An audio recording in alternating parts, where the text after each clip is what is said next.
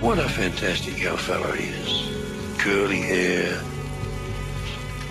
good looking. And it's not your fault you're good looking. So thank God you are. Yeah. Big, strong, healthy, happy. He grabbed my hair. He just pushed me onto this office chair. What are you doing? Stop. Help me, God! He was asking me at 13 years old to send him nude pictures of myself. Wow. Did you cover up your father's sex abuse? Child abuse, labor, sexual assault. The best is yet to come.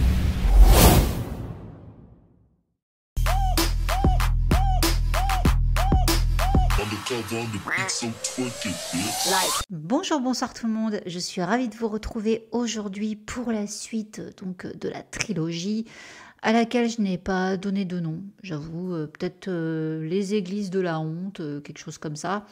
Quoique non, puisqu'après on parlera de Lou Taylor. Bon bref, j'ai pas l'inspiration pour le nom de cette trilogie. Si vous n'avez pas vu la vidéo précédente, je vous invite à aller la voir. Je vous la mets en barre d'infos, mais également dans le petit i.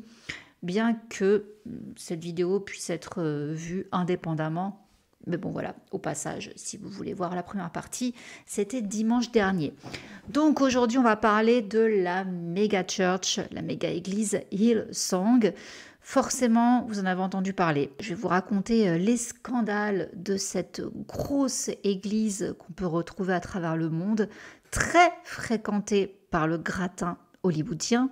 Donc c'est parti. Hillsong voudrait vous faire croire que leur histoire commence avec Dieu, mais en réalité, elle commence avec un homme, Frank Houston, qui était un prédicateur incandescent, originaire d'une petite ville de Nouvelle-Zélande. Il est également avoué avoir agressé des enfants, et les survivants de ces abus continuent de témoigner. De nombreux anciens paroissiens affirment avoir gardé leurs enfants près d'eux. Cet homme me donnait la chair de poule, confie Talia Cross, ancienne membre de Hillsong. Oui, on démarre bien, je vous mets dans le bain direct. Alors cette Talia Cross était présente à la naissance de Hillsong, une réunion d'à peine 40 âmes chrétiennes issues du Christian Life Center, fondé par Frank Houston en 1977 dans le centre de Sydney. Mais il y avait aussi un précurseur du CLC, donc Christian Life Center, une communauté chrétienne basée à Mullumbimby, j'espère que je prononce bien, dans le nord de la Nouvelle-Galles du Sud, que Nerida, une ancienne membre, décrit comme plus une secte qu'une église. Ça donne le ton. Maman était une mère célibataire, raconte-t-elle, avec une mentalité alternative. Elle a commencé à fréquenter une église pentecôtiste appelée True Vine après avoir échappé à une relation violente. C'était une communauté de 300 personnes, la plupart en difficulté financière et émotionnelle, toutes des âmes perdues et vulnérables. Nous vivions sous la direction de responsables de maison dont le rôle était de nous maintenir sur la bonne voie. Au-dessus d'eux se trouvaient les responsables et les anciens de l'église, tous des hommes, et tout en haut,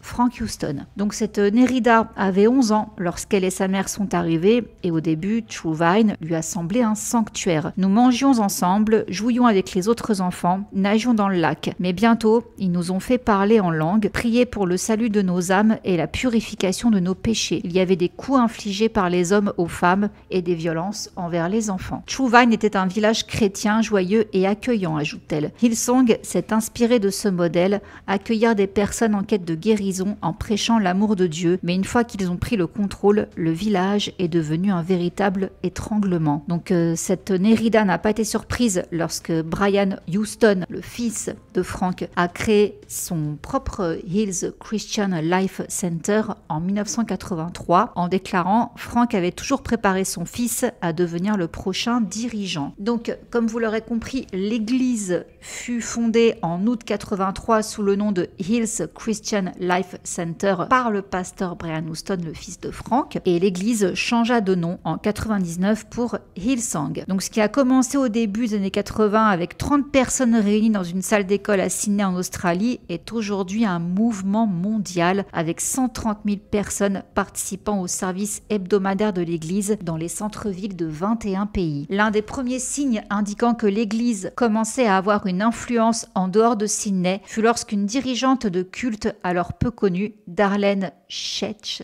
désolé pour la prononciation, écrivit Shout to the Lord au début des années 90.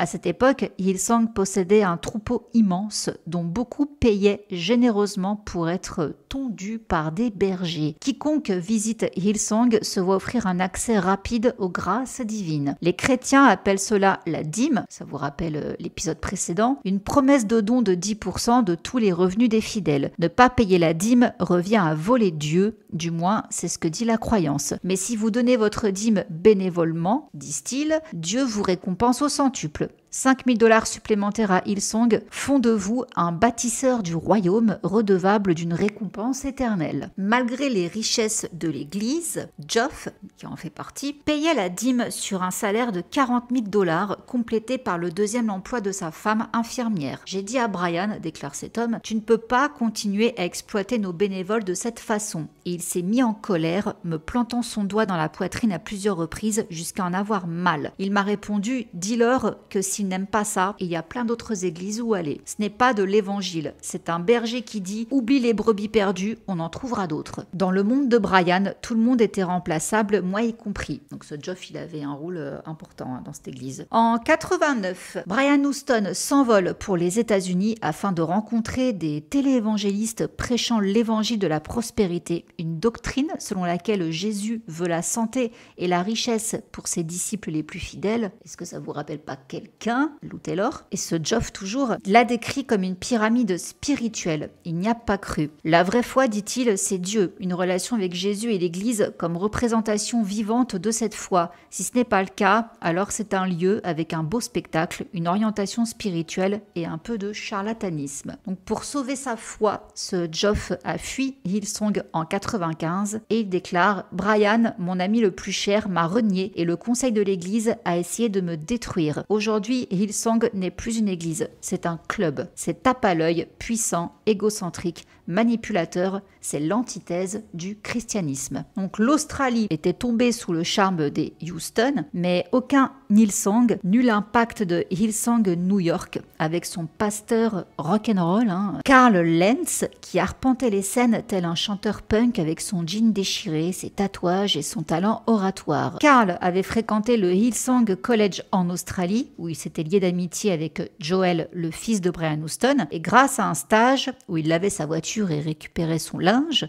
avec Brian lui-même. Donc ce Carl, vous devez le connaître, il était très proche de Justin Bieber, avait épousé une Australienne, Laura, fille d'un ami de la famille Houston, en prime. Et en 2009, il s'était forgé une réputation de visage frais et affirmé du nouveau pentecôtisme. La formule de Hillsong consistait à assimiler les bienfaits de Dieu à ceux du capitalisme, de l'entraide, du leadership d'entreprise et du marketing. Et c'est pourquoi Carl Lentz fut pendant un temps le chef d'église le plus charismatique au monde, confié à un ancien pasteur australien à The Weekly. Carl était l'enfant chéri de toute cette doctrine de la prospérité selon laquelle les dirigeants sont beaux et brillants, riches et célèbres et représentent tout ce à quoi leurs partisans devraient aspirer. Ce Carl a donc donné un coup de jeune à l'église et a permis d'attirer des célébrités telles que Chris Pratt, Kendall Jenner, Kourtney Kardashian, Nick Jonas, Justin Bieber et sa femme. Et les critiques et les fans de Hillsong s'accordent sur un point, l'église s'efforce de s'adapter à la culture. Notre façon de parler, notre style et notre façon d'agir doivent être contemporains, mais le message est éternel, disent-ils. Donc lumière vive, musique où on peut danser, service parfaitement chorégraphié, ne sont pas ce que la plupart des gens imaginent lorsqu'ils se représentent une réunion d'église,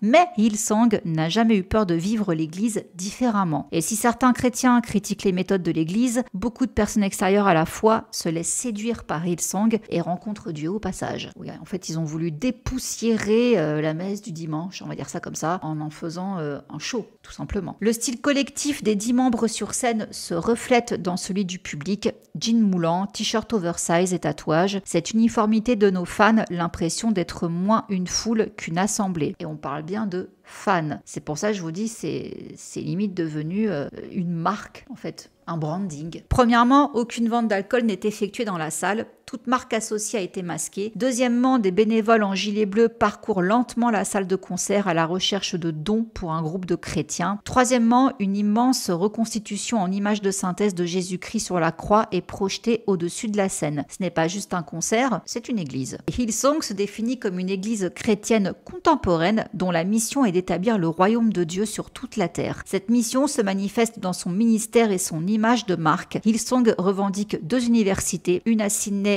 et une à Phoenix en Arizona, des conférences annuelles, une chaîne de télévision 24 heures sur 24, des initiatives de services communautaires et un label musical. Quelle que soit sa présentation, Hillsong est fondamentalement une institution religieuse. Plus précisément, c'est une église évangélique qui considère la Bible comme exacte, faisant autorité et applicable à notre vie quotidienne. Pour certains, cela présente une contradiction inhérente, une église commercialisée à grande échelle avec une image de marque contemporaine qui reste résolument conservatrice. Donc, dans un article de blog publié sur le site web de Hillsong intitulé « Est-ce que j'aime les homosexuels ?» On va en parler quand même de ça. Brian Houston a écrit que la parole de Dieu est claire sur l'homosexualité. L'église Hillsong accueille tous les individus mais ne défend pas tous les modes de vie. En clair, nous ne défendons pas un mode de vie homosexuel et de ce fait, nous n'avons pas sciemment de personnes homosexuelles actives à des postes de direction rémunérés ou non. En 2020, ça commence à se casser la binette. Décrit par GQ Magazine carrément en 2017 comme un pasteur de la hype, le fameux Carl Lentz s'est notamment fait connaître pour son rôle de mentor spirituel auprès de Justin Bieber et de son épouse Hailey Baldwin Bieber, ou encore des sœurs Jenner. Eh bien, Carl Lentz, ce soi-disant pasteur des stars qui avait baptisé donc au passage Justin en 2014, eh bien, il a été licencié en 2020 donc par l'église Hillsong, notamment pour des raisons que la méga-église a qualifiées de manquements moraux.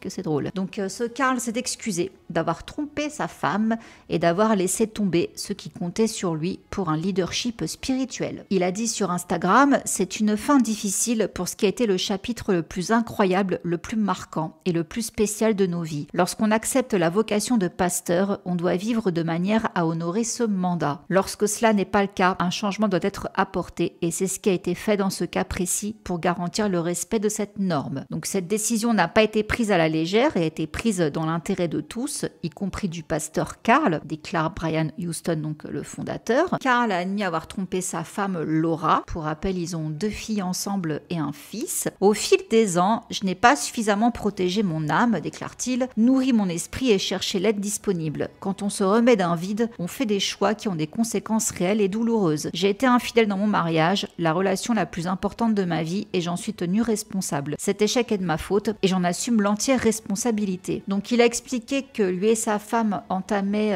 un processus de restauration de la confiance et il dit « Je suis profondément désolé d'avoir trahi la confiance de nombreuses personnes que nous avons tant aimé servir et je comprends que cette nouvelle puisse être très difficile à entendre et à assimiler. J'aurais aimé vous le dire de vive voix à vous en personne car cela vous est dû, mais je n'en aurai pas l'occasion. Alors, à ces personnes, je prie pour que vous me pardonniez et qu'avec le temps, je puisse vivre une vie où la confiance se regagne. He's so charming. People idolize him. There is a sense that pastors can be hot. He was so special. It was cool. Carl was this mega superstar. And then he just disappeared. You do not want to be in this chair. I cannot stress it enough. Donc il avait contribué à créer Hillsong New York là, en 2010, pour rappel. Et par rapport à Justin Bieber, leur amitié a été stoppée en 2018, apparemment. Bon, ça s'arrête pas là, les scandales, hein, parce qu'en plus, il a trompé sa femme avec une nana. Je vous mettrai un bout de son interview. Bref, ça l'a rendu célèbre, la fille. There's something wrong with your marriage that you're sitting here with me? He said, no, it's like, it's you.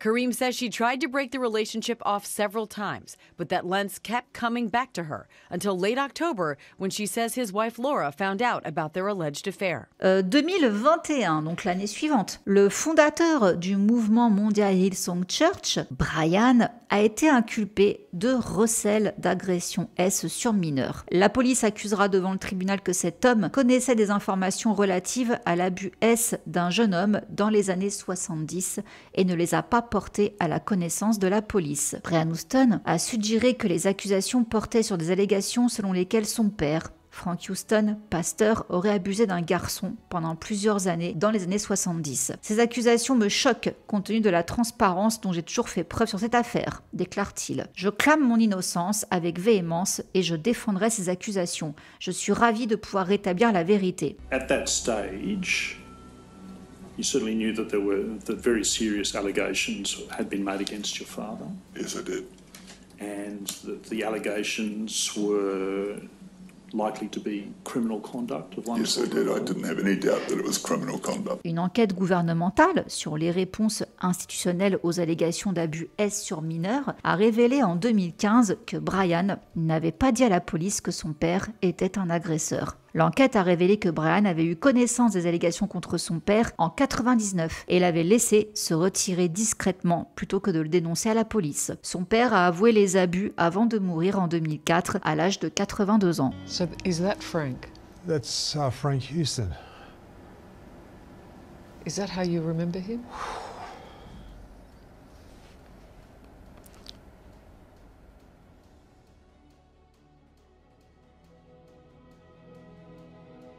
Night after night, he would sneak into 7-year-old Brett's bedroom to sexually abuse him. I could not speak. I couldn't scream. I couldn't push back. I just went rigid and I couldn't breathe. I was petrified. Did he say anything to you? You know, you're my golden boy and you're special to me and all these sort of things, which as an adult now I look back at, it makes me want to vomit. Finally, at the age of 16, he told his mum. Her first reaction was that this would cause trouble. Yes. For the church. For the church. Our executive knew what Frank had done, yet did nothing to protect the innocent and did everything to protect the assets and cash of the institution and the reputation of Frank Houston. Et il n'y a pas eu qu'un seul jeune homme que son père a abusé, il y en a eu plusieurs. So he was sneaking out during the meeting that was being held in your home, down the hallway to your bedroom. How many other boys do you think went through similar abuse to you? I think probably at least a dozen. 2022, c'est pas fini. Hillsong, 150 000 membres à travers le monde, fait l'objet de révélations scandaleuses. Et c'est là que sort donc la série documentaire Hillsong, A Mega Church Exposed, où d'anciens membres du personnel dévoilent les coulisses de l'institution religieuse et la personnalité obscure de son fondateur, Brian Houston. Détournement de fonds, abus S sur mineurs, exploitation financière, les témoignages font froid dans le dos.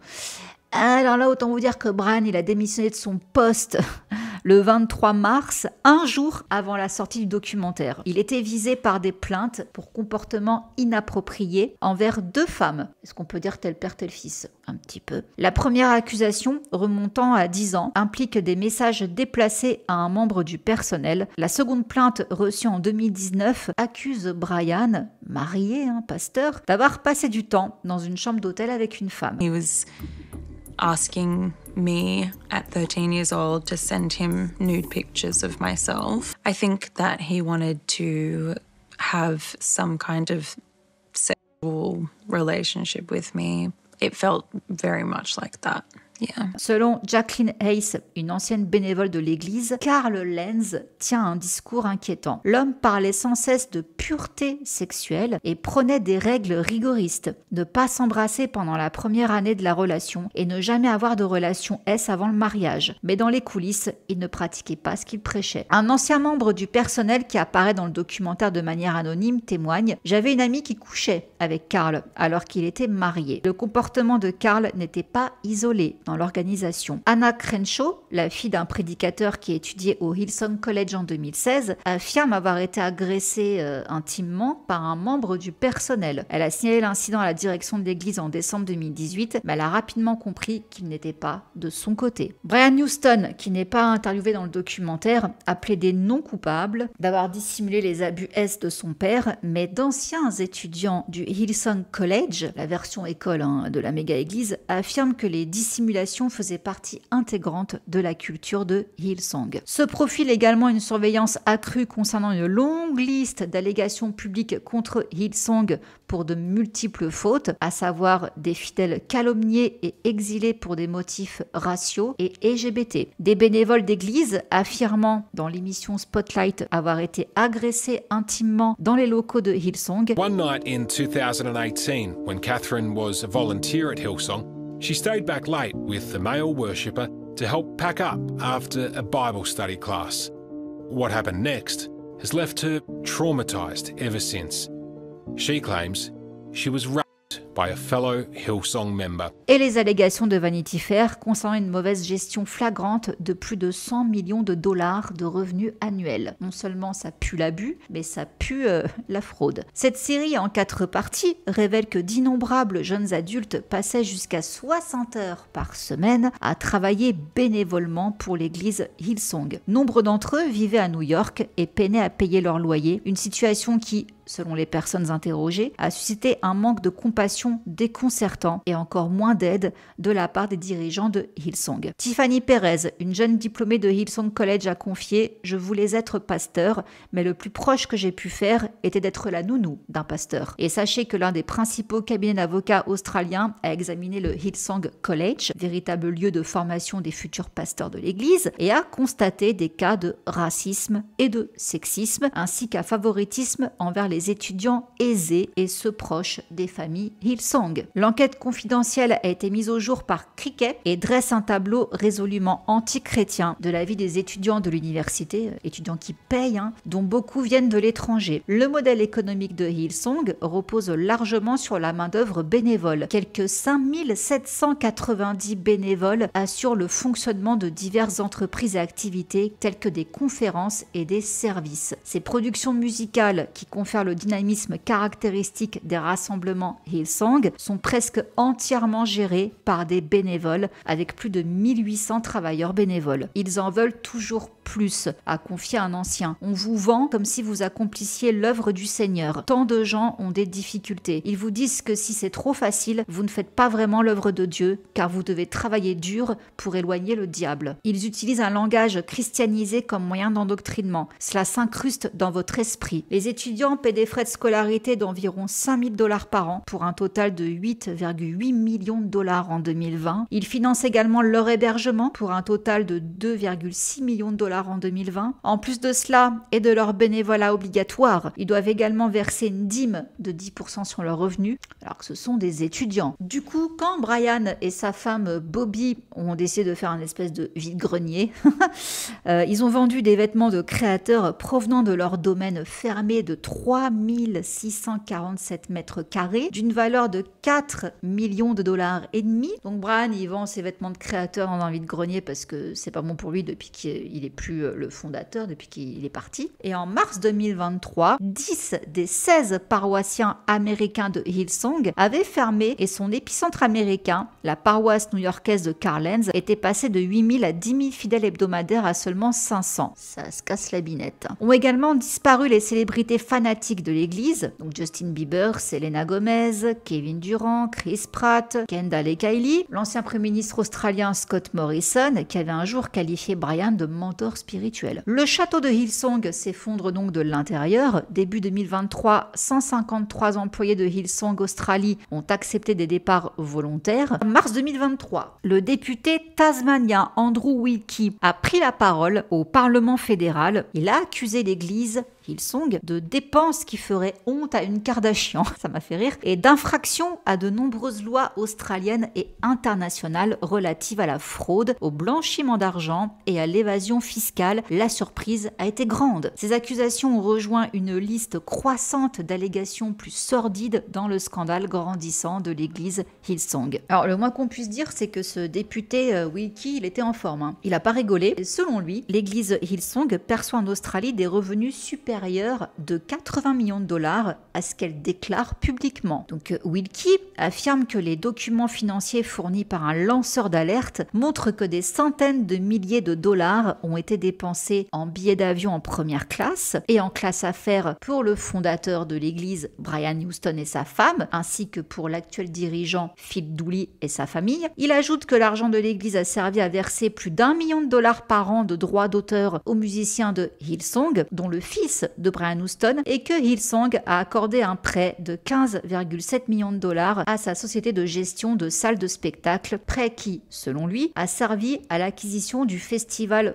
Hall de Melbourne. Il précise que des documents détaillent également les dépenses de Bobby, l'épouse de Brian, qui a reçu une montre Cartier de 6 500 dollars et que des dons en espèces allant jusqu'à 30 000 dollars ont été versés aux membres du conseil d'administration de Hillsong, dont certains auraient contribué à dissimuler les abus présumés du père de Brian Houston. Des dons de 30 000 dollars versés en cash pour que les gens se taisent, c'est du propre. La montre Cartier, les jets et tout, avec la dîme. Wilkie, toujours en forme, affirme que les dons sont utilisés de manière inappropriée et que les donateurs sont induits en erreur quant à l'utilisation des fonds qu'ils versent à l'église. Figuraient également des allégations selon lesquelles 4 membres de la famille Houston auraient dépensé 150 000 dollars de l'argent de l'église pour une luxueuse retraite à Cancun au Mexique. Il a également dénoncé des dépenses somptueuses en montres de luxe, Cartier, valises, vêtements de marque, skateboard, cadeaux en espèces offerts aux membres du conseil d'administration pour leurs anniversaires. Et il affirme que Brian Houston, qui a quitté la direction, bien sûr, utilisait des jets privés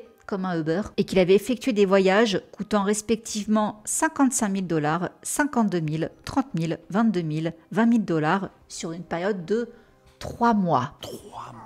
Il a également allégué que Phil Dooley, pasteur principal désormais de Hillsong, qui a pris donc la direction, avait dépensé des dizaines de milliers de dollars en vol en classe affaires pour lui et sa fille. Des jets privés, des vêtements de créateurs, sac à main Louis Vuitton, montre Cartier lui aussi, vacances dans des complexes hôteliers 5 étoiles et séjours dans des hôtels de luxe. Les fidèles de Hillsong pensent que l'argent qu'ils déposent dans le tronc des pauvres est destiné aux pauvres, mais ces documents montrent que cet argent est en réalité utilisé pour des achats qui feraient honte à une Kardashian. Voici donc la phrase complète de Wilkie. Et dans une déclaration au Guardian Australia, Hillsong a déclaré qu'elle était une église différente aujourd'hui de ce qu'elle était il y a 12 mois et elle a refuté de nombreuses affirmations de ce député Wilkie. Les affirmations formulées devant le Parlement fédéral par M. Andrew Wilkie sont hors contexte et se rapportent à des allégations non vérifiées formulées par un employé dans le cadre d'une affaire judiciaire en cours. C'était dans leur communiqué.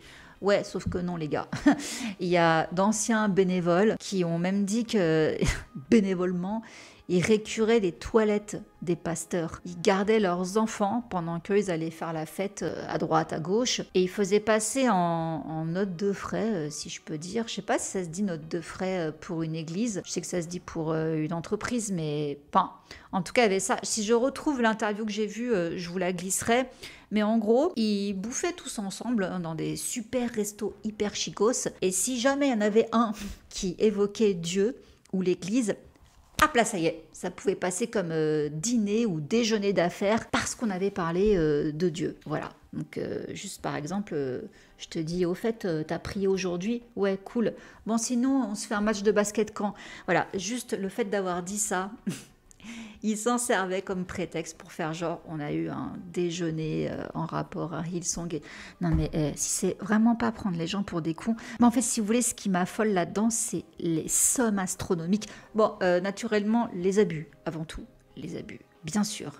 Voilà. Mais non seulement c'est pourri jusqu'à l'os par rapport aux abus, mais en plus les millions et les millions de dollars qu'ils génèrent sur le dos des gens qui croient en fait en tout ça, qui croient être de bons chrétiens en adhérant à Hillsong. C'est genre une église rock'n'roll quoi, ça a justement attiré beaucoup de jeunes qui ne croyaient pas en Dieu. Voilà, ça les a attirés. Bon, ce côté-là, c'est cool on va dire, mais quand on voit comment c'est pourri, alors je sais que certains me diront oui, mais tu sais, l'église catholique, c'est pas mieux. On va pas rentrer dans tous les scandales qu'il y a eu sur les églises, tout ça. Il y a du bon et du mauvais partout, dans tout.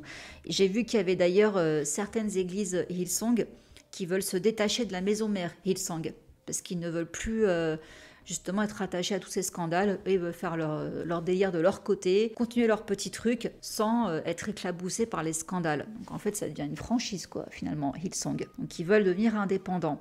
Donc oui, certainement, il y a des gens dans la famille, on va dire, Hillsong, qui sont de bonne foi, qui sont des gens très bien. Mais quand on voit le père fondateur de tout ça, le Frank, qui était homophobe et qui en plus abusait de petits garçons, son fils qui a couvert ça et qui lui en plus a touché des mineurs, des jeunes femmes, le pasteur Carl Lenz qui s'est pris pour une rockstar au même titre que Justin Bieber, à lui faire la morale et tout, alors que franchement, Justin Bieber, quand il a traîné avec lui, donc minimum de 2014 à 2018, il allait pas mieux, hein. Donc je me demande ce que ce pasteur a foutu avec lui, parce que carrément il habitait avec Justin. Je sais pas ce qu'il a fait, à part profiter de la grande vie, boire et faire je ne sais pas quoi. Enfin, il y a rien de chrétien là-dedans, à un moment donné, si vous voulez. C'est pour ça que toute cette histoire, même avec l'église de Kris Jenner, Lou Taylor et tout, ça me dégoûte profondément. La croyante que je suis est grave dégoûtée. Envie de vomir par rapport à tout ça. Je vous laisse digérer tout ça.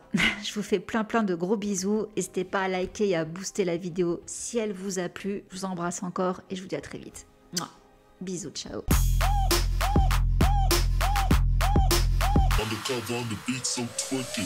Like.